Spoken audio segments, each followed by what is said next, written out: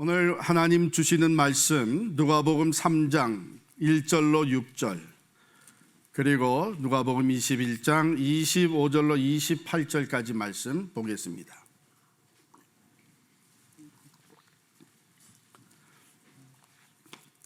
제가 먼저 누가복음 3장 1절로 6절까지 봉독합니다.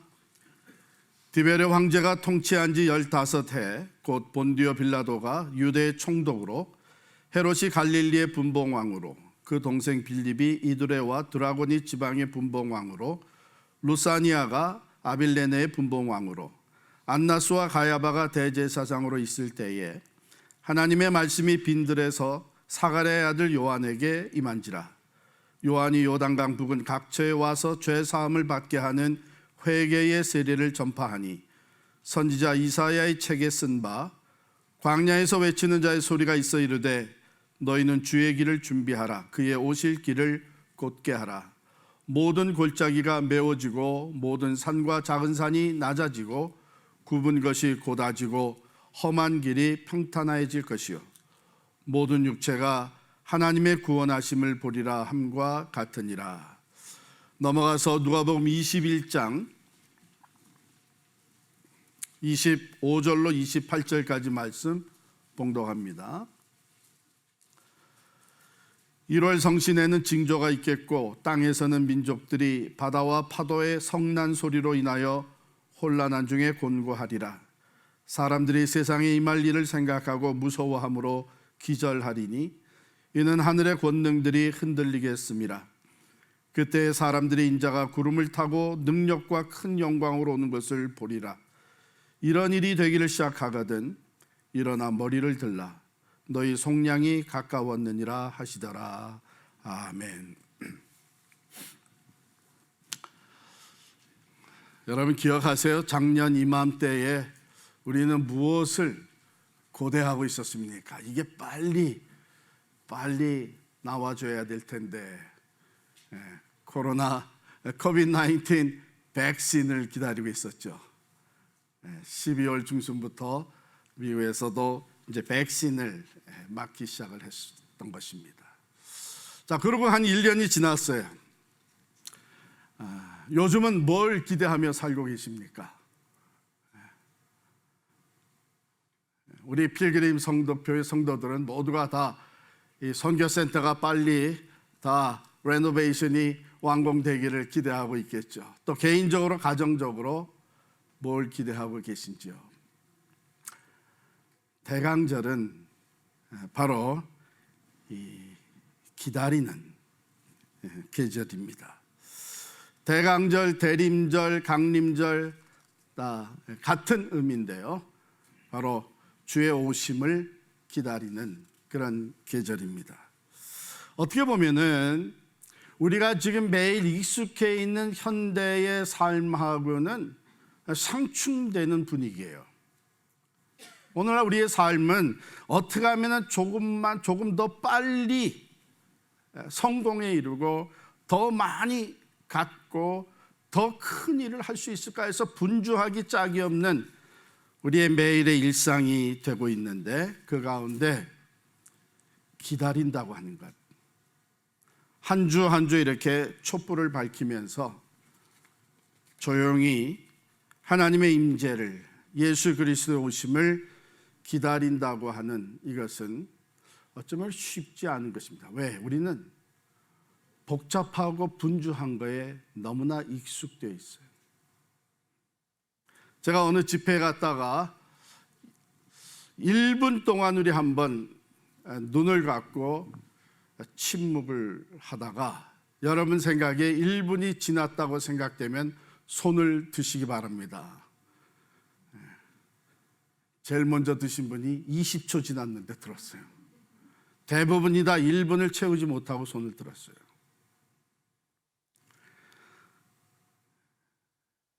애드벤트 시즌, 영어로는 본래는 이제 라틴어인데요. 이 애드벤트라고 하는 단어가 무엇을 의미하냐면 여러분 공항이나 기차역에서 우리가 도착할 손님을 기다리잖아요. You wait for their arrival. 그와 마찬가지로 이제 곧 오게 될 사람, 곧 도착할 사람을 기다린다는 의미입니다. 우리가 오늘날 이 대강절을, 애드벤트 시즌을 지내는 것은 이미 오신 우리 예수 그리스도의 탄생을, 아기 예수의 탄생을 축하하면서 또 다시 오실 주님을 기다리는 마음으로 보내는 것이죠. 그런 의미에서 우리가 4개의 초를 이렇게 밝히면서 대강절을 지냅니다. 이 첫 번째 오늘 밝힌 초는 바로 hope, 희망의 캔들이고, 다음 주는 두 번째 peace, 평화의 캔들, 세 번째는 joy, 기쁨의 캔들, 그리고 네 번째 마지막에는 love, 사랑의 캔들을 밝힙니다. 예수 그리스도만이 참된 소망이고 참 평화가 되십니다. 예수 그리스도 안에서 우리는 세상이 주지 못하는 기쁨을 누리게 되고 하나님의 사랑을 우리가 경험하게 됩니다.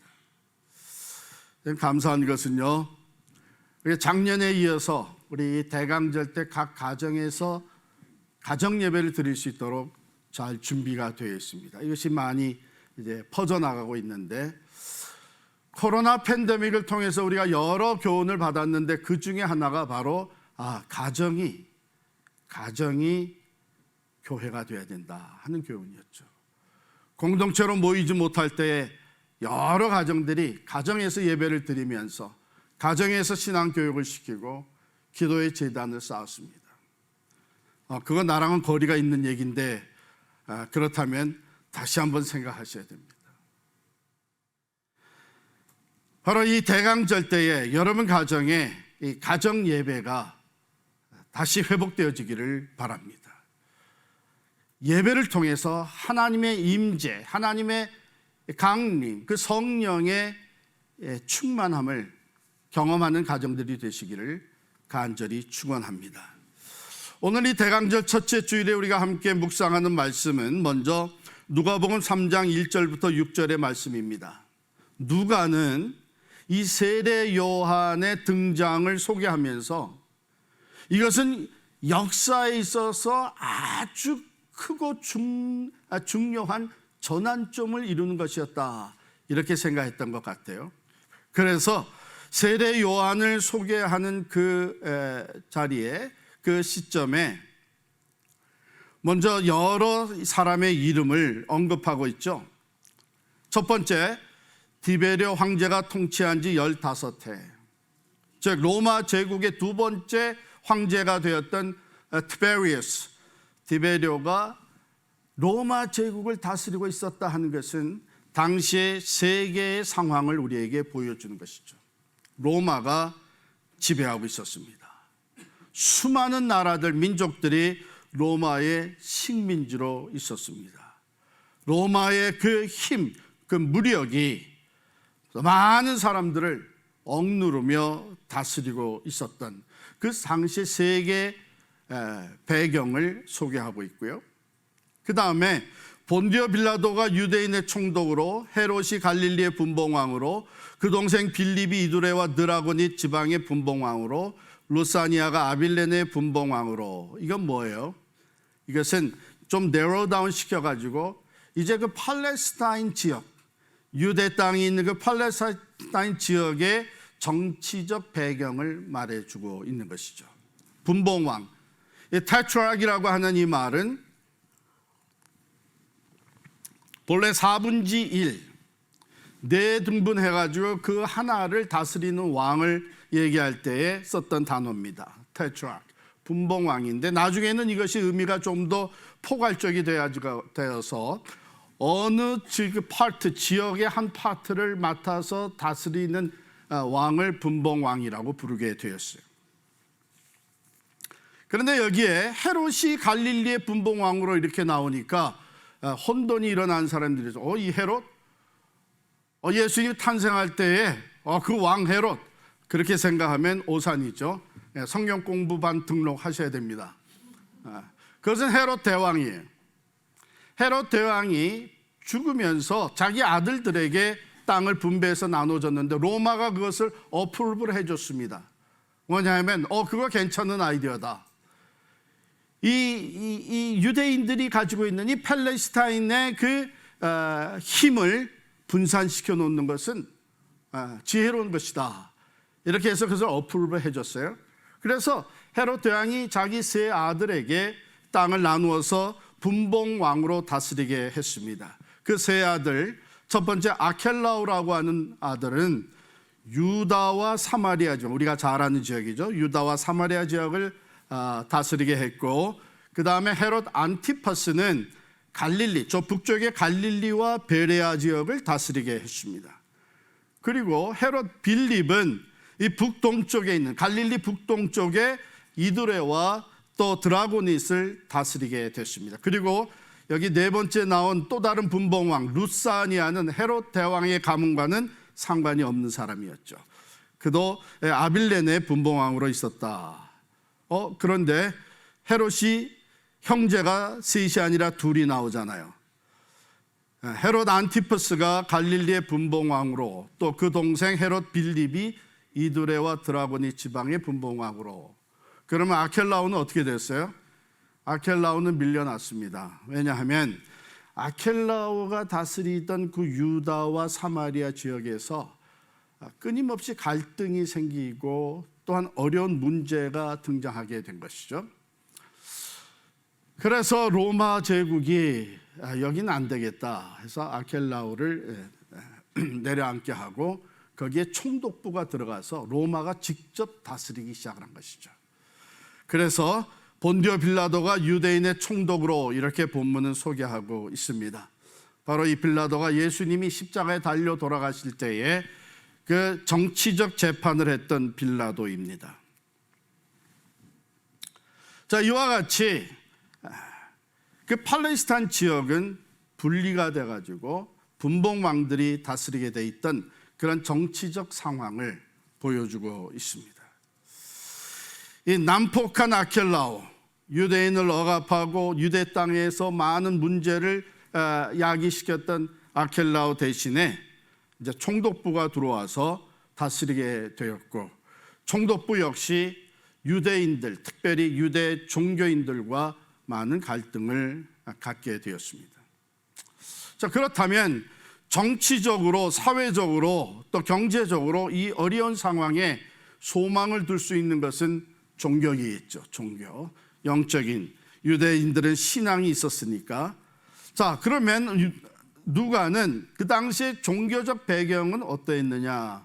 2절에 보면 안나스와 가야바가 대제사장으로 있을 때에, 그냥 넘어갈 수 있는 부분이기도 합니다. 안나스와 가야바가 대제사장으로 있었구나.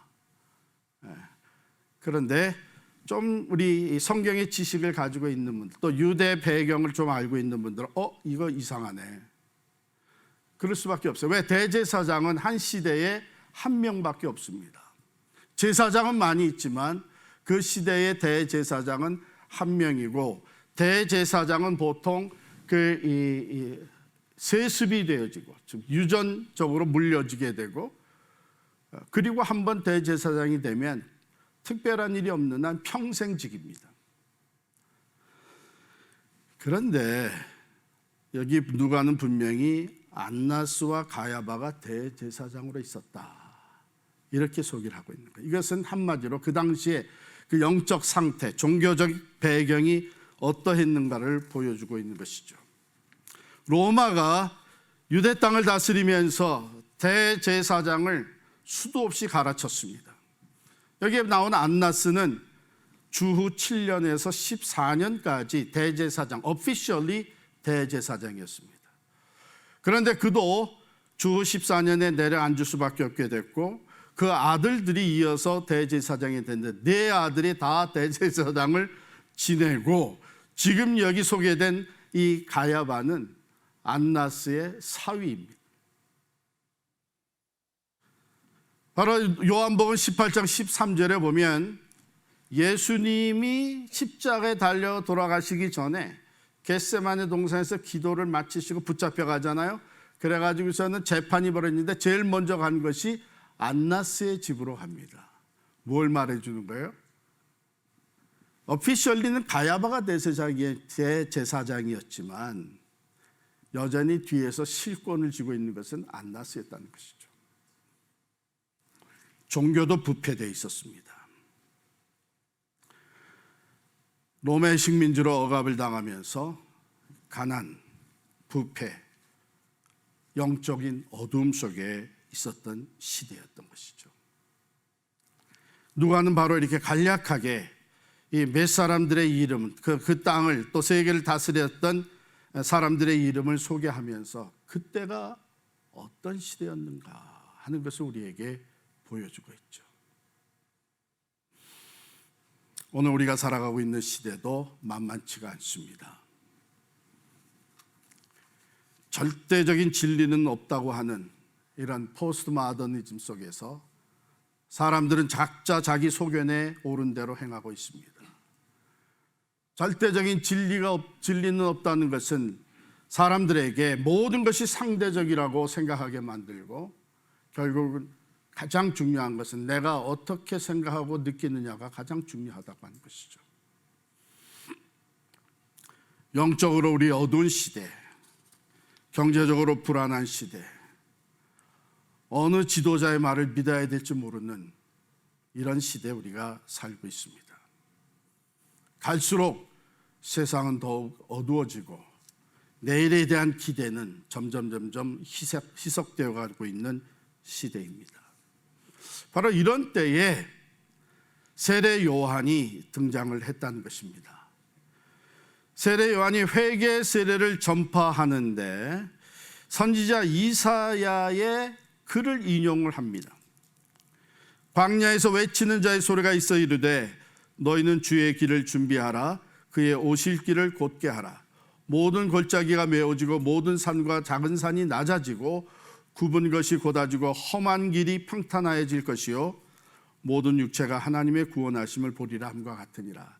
여러분, 이 말은, 이 내용은 그냥 문자 그대로 받아들이면은 새로운 왕이 또는 이 구원을 베풀 왕이 이 억압당하고 있는 어려움과 고통 가운데 있는 백성들을 구원할 왕이 행차하신다는 거예요.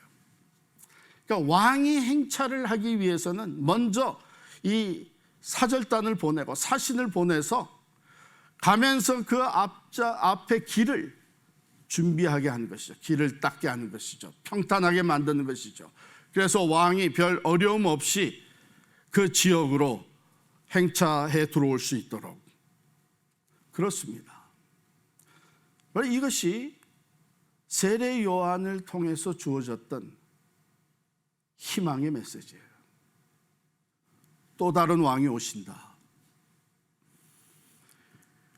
길을 예비해서 그를 잘 맞아들이게 되면 모든 육체가 하나님의 구원하심을 보게 될 것이다. 즉 하나님이 일찍이 예언하셨던 보내주시겠다고 약속했었던 그 메시아, 유대인들은 이것을 왕으로 물질적인 나라를 회복시켜 주시는 다윗 왕국을 회복시켜 주시는 왕으로 생각을 하고 있었던 것이죠. 그를 맞아들이기 위해서 준비되어지면 모든 육체가 이 어렵고 고통스러운 상황 속에서 하나님의 구원을 보게 될 것이라고 전했습니다. 소망의 메시지죠. 오늘 우리들이 기대하는 것이 무엇입니까? 소망. 고통과 어려움 가운데 불의와 어두움이 판을 치고 있는 가운데에 소망이 어디 있는가? 많은 부모들이 우리 자녀들 세대는 더 어렵겠구나 이러면서 자녀들을 위해서 염려하며 기도하고 있지 않습니까? 그것이 오늘 본문의 첫 번째 메시지고 본문의 두 번째 내용을 보게 되면 누가복음 21장 25절부터 28절입니다. 1월 성신에는 징조가 있겠고 땅에서는 민족들이 바다와 파도의 성난 소리로 인하여 혼란 중에 곤고하리라. 이 이 내용을 다른 공관복음 마태복음 24장 29절과 마가복음 13장 24절에 보면 좀 더 구체적으로 표현되어 놨어요. 그것은 뭐냐면 해가 어두워지며 달이 빛을 내지 아니하며 별들이 하늘에서 떨어지며 라고 기록했습니다. 예수님의 재림에 관한 것이죠. 누가복음 3장에서 먼저 앞서서 우리가 살펴보았던 내용은 약속된 대로 이 땅에 구원자로 구세주로 오신 예수 그리스도에 대한 말씀이었고, 세례 요한이 그의 길을 앞서서 준비하였고, 예수 그리스도가 온 인류의 구세주로 오신 것이 이제 선포되어지는 그런 메시지였습니다. 그런데 누가복음 21장 25절부터 28절의 말씀은 다시 오실 예수 그리스도 주의 재림에 대한 얘기입니다. 언제 어디로 오시느냐? 수많은 사람들이 역사 속에서 그것을 연구하고 논쟁해 왔습니다만 그건 사실 아무런 가치도 없는 것이에요. 왜냐하면 성경은 분명히 또 예수 그리스도께서 분명히 말하신 말씀이 그때는 나도 모른다, 아버지만이 아신다 그랬어요. 하나님의 완전하신 주권과 다스림 속에 감추어져 있는 비밀입니다. 그런데 분명한 것은 다시 오신다는 거예요. 반드시 다시 오신다는 것입니다. 그리고 주님 다시 오시는 그때에는 지금까지 보지 못했던 현상들이 나타나게 된다고 하는 것이죠. 자연 법칙에 의해서 이루어지는 자연적인 현상들, 당연히 자연 법칙에 따라서 이루어져야 되는 자연 현상이 파괴되는 것입니다. 여러분, 요즘 얼마나 자연스러운 것, 당연한 것이 파괴되어져 가고 있습니까? 창조의 질서가 파괴됩니다.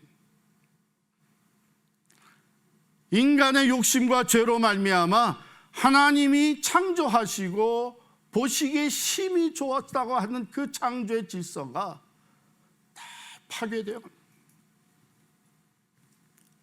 가정이 파괴됩니다. 인간관계가 파괴됩니다. 민족과 민족들이 다투며 파괴합니다. 그런데 그 이상으로 자연 법칙에 의해서 움직였던 자연적인 현상이 변화됩니다. 파괴되는 것입니다. 해와 달이 그 빛을 잃고 어두워지게 되고 별들이 하늘에서 떨어지는, 그래서 모든 민족들이, 사람들이 그런 상황을 보면서 놀라고 큰 소란과 소동이 일어나게 된다는 것이죠. 이미 이런 현상은 우리의 삶 속에서 보여지기 시작을 했습니다. 자, 이 예수님의 초림과 재림, 이 두 메시지가 오늘 본문 두 곳을 통해서 우리에게 소개되고 있습니다. 우리가 한번 비교해 본다면요, 예수님의 초림은 조용히 찾아왔습니다. 베들레헴의 말구의 한 아기로 탄생하시면서 이 땅에 오셨습니다.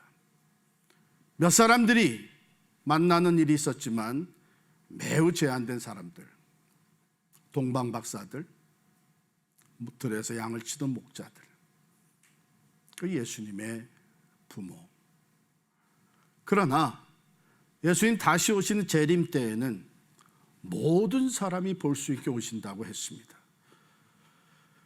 오늘 27절에 보면 그때의 사람들이 인자가 구름을 타고 능력과 큰 영광으로 오는 것을 보리라. 모두가 다 볼 수 있게 예수님이 다시 오신다고 했습니다. 사도 바울도 데살로니가전서 4장 16절에 보면 주께서 호령과 천사장의 소리와 하나님의 나팔 소리로 친히 하늘로부터 강림하시리니 그랬습니다. 온 인류 위에 구세주로 오신 예수님, 그가 다시 오실 때에 우리가 알고 있는 것은 그때에는 심판주로 오신다, 이렇게 말씀하죠. 그러나 예수를 믿는 우리들에게는 그것 역시 소망의 메시지입니다. 그래서 오늘 28절에 보면 이런 일이 되기를 시작하거든 일어나 머리를 들라. 머리를 들라. 머리를 들고 그를 맞이하라는 거예요. 왜? 너희 속량이 가까웠느니라. 노예를 값을 주고 사서 자유인이 되게 하는 이 속량. 우리가 예수를 믿고 구원받은 자로 살아가지만 여전히 구원받지 못한 우리의 육체로 인하여서 죄와 갈등하며 다시 또 죄에 사로잡히면서 살아가며 한탄한 온전한 구원을 어떻게 하면 우리의 이 죄성에서부터 우리가 완전히 벗어날 수 있을까? 바로 그 속량이 이제 예수 그리스도의 재림과 함께 우리에게 온전히 주어지는 것입니다. 그러므로 그 예수 그리스도 안에서의 온전한 속량을 기대하며 바라보며 살아가는 사람들은 이 주님의 재림이 두렵지가 않은 것이 오히려 소망 가운데 기다릴 수 있게 되는 것이죠. 자, 그 소망은 무엇에 근거하고 있느냐? 그건 하나님의 말씀입니다. 이 징조를 얘기하고 있지만 그 징조는 하나님의 말씀대로 이루어지는 것을 우리에게 확신하게 만들어주는 일들이죠. 구약 성경은 오실 예수를 얘기했습니다. 예언했습니다. 그 예언이 다 성취되어서 처녀의 몸에서 메시아가 태어났습니다. 말구 위에서 태어났습니다. 나사렛에서 자라나셨습니다. 상한 갈대도 꺾지 아니하시고 꺼져가는 심지도 끄지 아니하시는 자비와 긍휼의 섬김의 종으로 살아가셨습니다. 예수님의 십자가의 죽음 모두가 다 구체적으로 이미 예언되어졌던 말씀을 그대로 성취한 사건들이었습니다. 약속대로 사흘 만에 다시 살아나셨습니다. 바로 이 오실 예수, 오신 예수, 이 말씀을 통해서 하나님의 말씀은 신실하여 약속하신 대로, 선포된 대로 반드시 이루어진다는 것을 믿고 살아가는 사람들, 우리들에게는 예수님의 재림 또한 소망의 메시지가 되는 것입니다. 왜냐하면 그때에 우리의 속량이 온전히 이루어지게 될 것을 확신하기 때문입니다. 그러므로 소망 중에 기다리는 사람들은 바로 하나님의 말씀에 변함없는 신실하신 하나님의 약속의 말씀에 그 소망의 근거를 두고 사는 사람들이죠. 마태복음 5장 27절 28절에 우리 주님 말씀하셨습니다. 내가 율법이나 선지자를 폐하러 온 줄로 생각하지 마라. 율법이나 선지자, 모세오경과 선지자의 글, 바로 구약을 얘기하는 것입니다. 폐하러 온 것이 아니요 완전하게 하려 함이라. 온전히 그 말씀을 성취하기 위해 오셨습니다. 진실로 너에게 이르노니 천지가 없어지기 전에는 율법의 1.1획도 결코 없어지지 아니하고 다 이루리라. 할렐루야. 신실하신 하나님 말씀하신 대로 이룰 것이기 때문에 우리는 그 하나님의 말씀에 소망을 가질 수가 있는 것입니다. 베드로전서 1장 24절 25절 그러므로 모든 육체는 풀과 같고 그 모든 영광은 풀의 꽃과 같으니 풀은 마르고 꽃은 떨어지되 오직 주의 말씀은 세세토록 있도다. 이 세상의 부귀영화 그것은 풀과 들의 풀과 같은 것입니다. 아무리 영광스럽고 화려해 보여도 그것은 곧 마르고 또 꽃과 같이 떨어지고 말 것입니다. 그러나 하나님의 말씀은 영원합니다.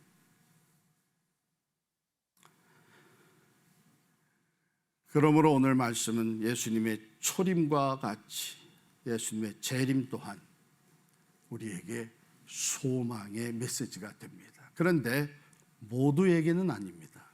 모두에게는 아니에요. 예수님 당시에도 메시아를 기다린다고 했지만 변화를 원치 않았던 사람들이 적지 않게 있었습니다. 대표적으로 헤롯 대왕이었죠. 그리고 그와 함께 권력을 장악하고 누리던 사람들, 심지어는 종교인들, 바리새인들, 사두개인들, 이 모든 사람들, 이만하면 살면 한데, 이만하면 우리가 원하는 걸 누리고 있는데 세상이 변해서 해야 되겠느냐? 새 왕이 태어났다고 하니까 두려움이 생겼습니다. 자기가 가지고 있는 것을 잃어버릴까 봐. 결국은 베들레헴 그 지경에 2살 아래 사내 아이들은 다 죽이는 대학살을 진행을 합니다. 오늘날에도 어떠면 분명히 소망의 메시지라고 말은 하지만 변화를 원치 않는 사람들이 적지 않게 있습니다. 왜요? 다른 사람은 아무리 힘들고 어렵다고 해도 나는 경제적으로 여유가 있고, 나는 안전한 환경 속에서 살아가고 있고, 나는 노후 대책까지 확실하게 세워놨다고 생각하면서 말로는 예수님의 재림을 고백하지만 실제 삶은 예수님의 재림을 거부하고 있는 사람들이 적지 않게 있습니다. 그러나 신앙이 생활이 되어지고 입술의 고백이 진정한 삶의 실천이 되어져서 예수님의 다시 오심을 기다리는 사람들, 다른 것이 아니라 말씀하신 대로 이루어질 것을 분명히 믿고 고백하면서 소망 중 기다리는 사람들의 삶은 차이가 있습니다. 그들은 인내하는 것이죠. 소망이 있기 때문에 인내할 수 있습니다. 사랑하는 성도 여러분, 지금 삶이 너무 힘들고 고달파서 걱정과 두려움이 계속 엄습해 와서 낙심되고 때로는 자포자기하고 싶은 마음까지 생깁니까?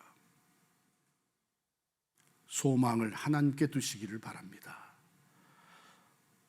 어두운 세상을 바라보며 주저앉지 마세요. 현재 내 환경을 보면서 낙심하지 마세요. 나 자신을 바라보며 두려워하지 마세요. 본래 그것들에게는 소망이 없었습니다. 세상이 우리에게 소망을 가져다 주지 않습니다. 환경이 변해서 진정한 소망이 생기는 것이 아닙니다. 나 자신, 나 스스로도 다스리지 못하는 사람이 무슨 소망의 근거가 되어질 수 있겠습니까? 우리의 희망은 오직 하나님께 있는 줄을 믿습니다. 하나님의 그 신실하심, 변치 않는 하나님의 약속, 그 말씀에 우리의 소망이 있습니다.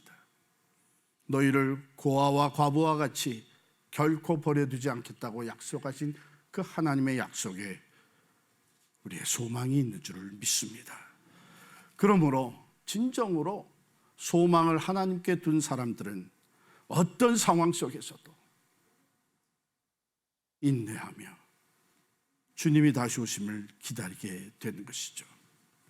두 번째로 소망 중 기다리는 사람들은 준비하는 사람들입니다. 두 가지로 준비하죠. 먼저는 오늘 여기 세례 요한을 통해서 주셨던 말씀처럼 길을 곧게 합니다. 굽었던 길, 패어진 길, 평탄한 길로 만듭니다. 물리적인 눈으로 보이는 길이 아니라 우리의 마음의 길을 얘기하는 것이죠.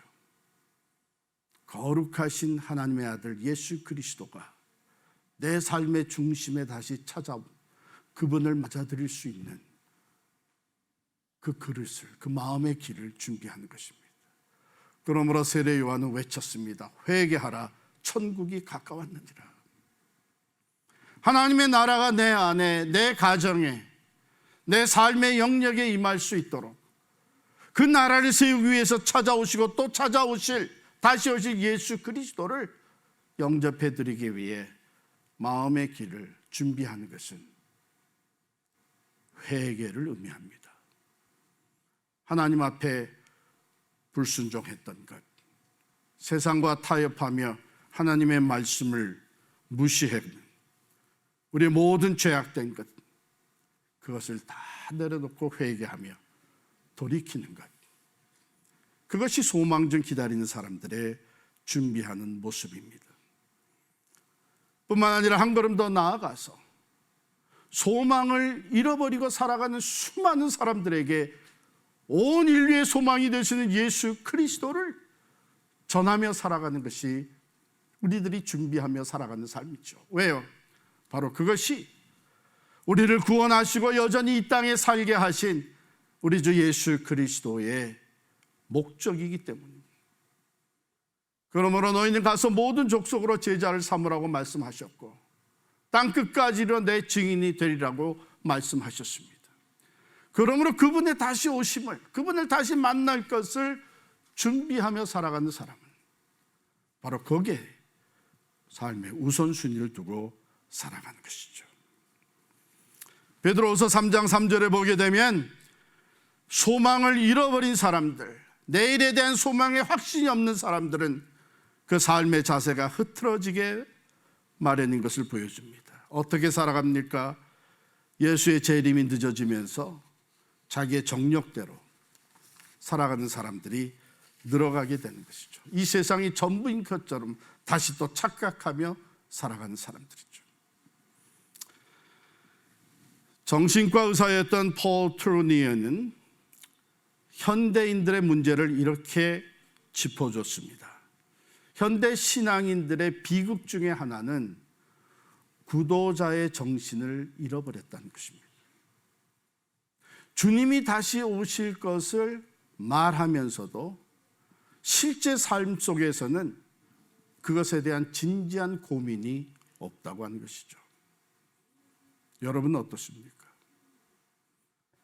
예수님이 다시 오신다는 것을 분명히 고백하는 성도로서 매일의 삶 속에 그 주님을 다시 만날 그 구도자적인 삶을 추구하는 노력이 있습니까? 아니면 말은 그렇게 해도 현실 속에선 이 세상이 전부인 것처럼 살아가고 있습니까?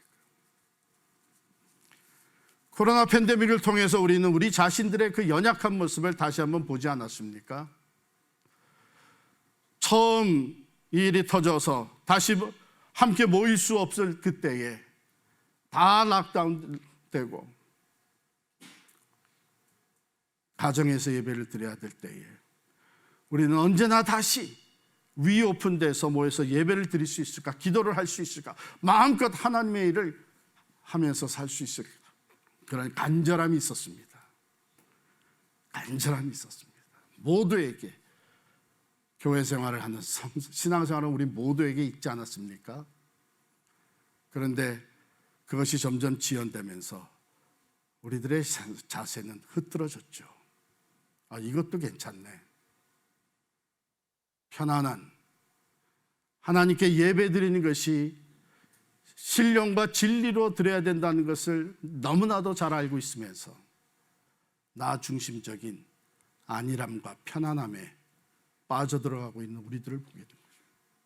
맨 처음 코로나 팬데믹이 전 세계로 흩어지면서 수많은 사람들의 생명을 앗아갈 때에 정말 당장 내일이라도 주님이 나를 부르시면 나는 어떤 모습으로 주님 앞에 설 수 있을까? 영적 각성이 있었지만 그것도 잠시 길어지다 보니까 with 코로나 이대로 또 살만하네.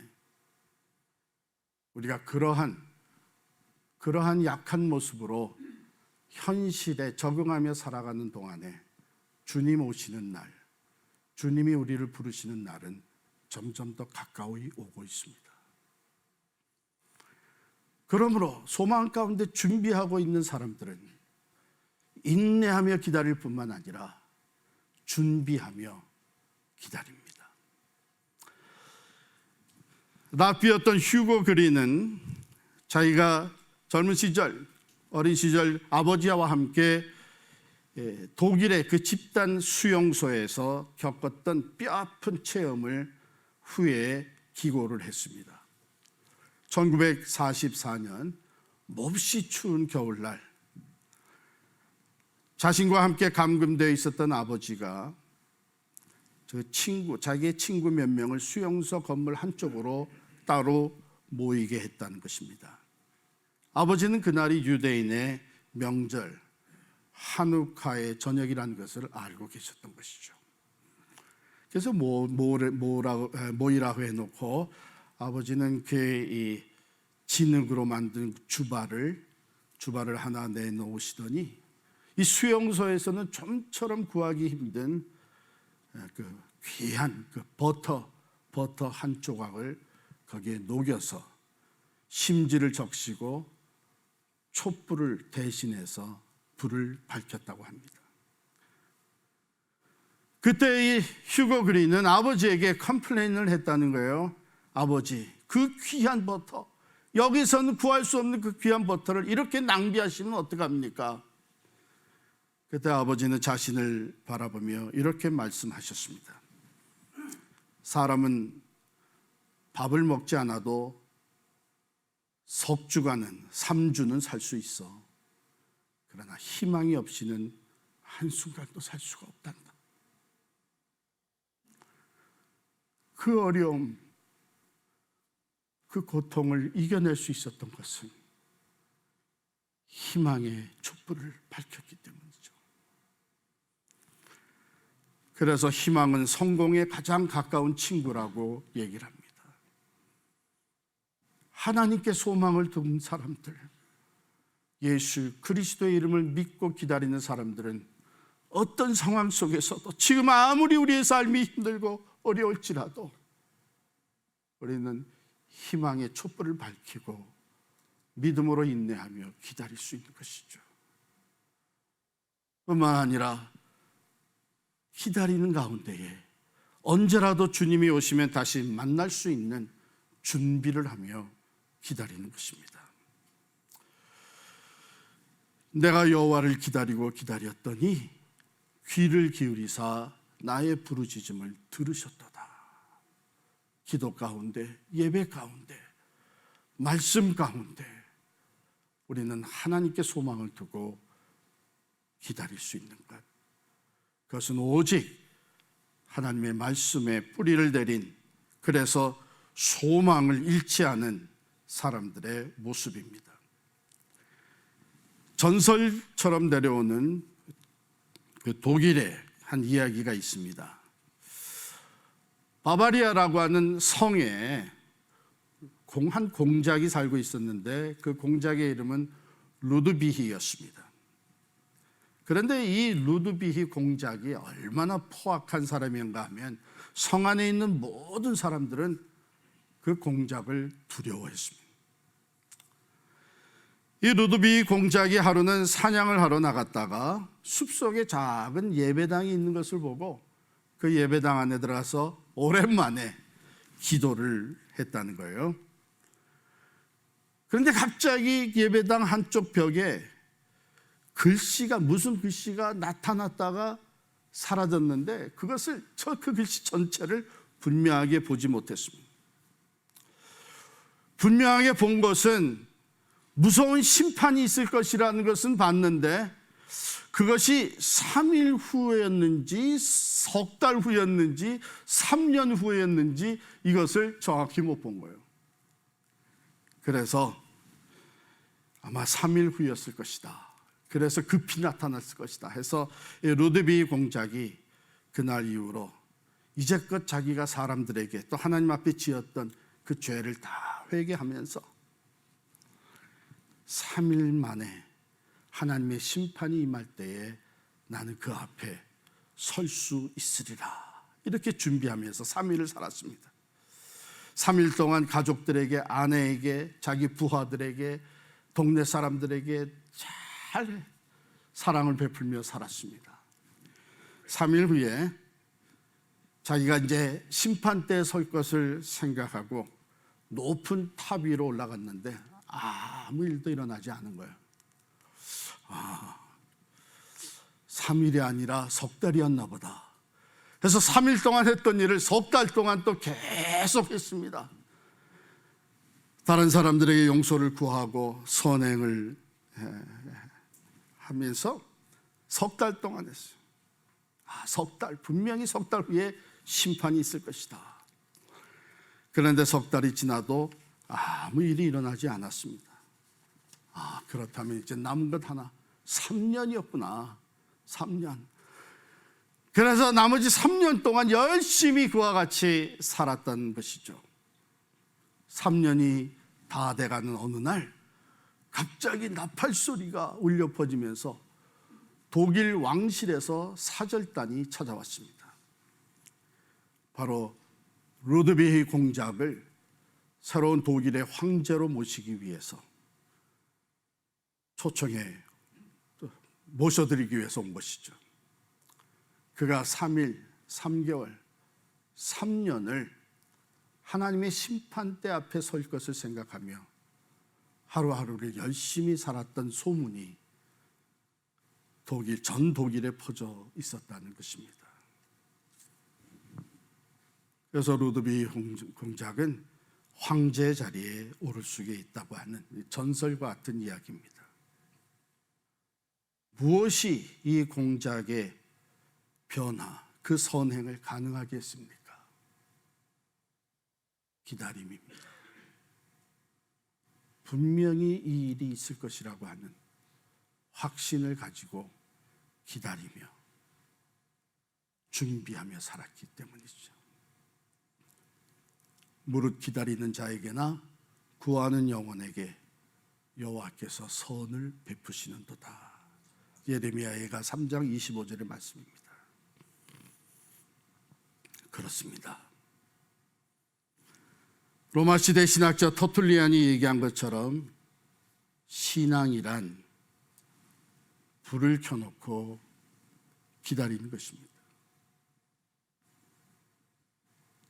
이 말에는 노력과 고통, 인내, 희망을 잃지 않는 인내의 의미가 담겨져 있습니다. 여러분, 살다 보면 믿음을 지키는 것이 정말 힘들 때가 많잖아요. 그러나 그렇다고 믿음을 포기하거나 타협하지 아니하고 끝까지 하나님의 말씀을 붙잡고 믿음의 인내를 온전히 이루어가는 것, 결코 쉬운 일이 아닙니다. 그러나 분명한 것은 이 소망 중에 믿음의 인내를 감당하며 주님 앞에 설 그날을 준비하며 살아가는 사람들, 반드시 주님 앞에 그 영광 가운데 들어갈 수 있게 되는 줄을 믿습니다.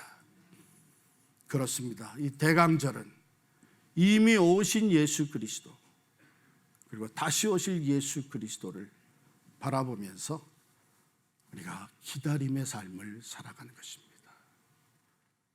조용히 촛불을 밝히며 우리 자신들을 돌아보는 시간, 언제라도 주님 나를 부르시면 그 앞에 설 수 있는 준비하며 살아가는 삶, 그리고 믿음으로 인내하며 준비하는 동안에 하나님이 우리에게 부어주시는 하늘의 위로와 참 평화와 그 기쁨과 변함없는 사랑을 만끽하며 살아가는 것이 대강절의 삶이 되는 줄을 믿습니다.